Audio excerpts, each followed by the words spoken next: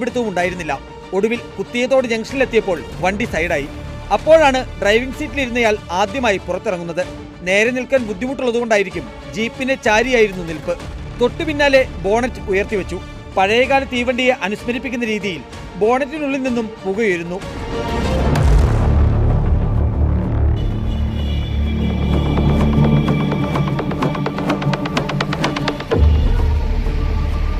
വണ്ടിക്കുള്ളിലേക്ക് നോക്കിയപ്പോൾ 5 വയസ്സോളം പ്രായമുള്ള കുട്ടി ഉറങ്ങുന്നു.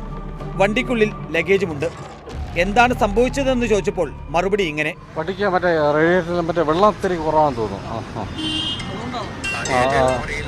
അതിനിടെ കൂടെയുണ്ടായിരുന്ന 2 പേർ തൊട്ടടുത്ത ബേക്കറിയിലേക്ക് കയറി. ഞങ്ങളെ അടുത്തേക്ക് വിളിച്ച് വിട്ടുകളഞ്ഞൂടെ എന്നൊരു ചോദ്യവും. അതിനിടെ എങ്ങനെയോ വണ്ടി സ്റ്റാർട്ടായി.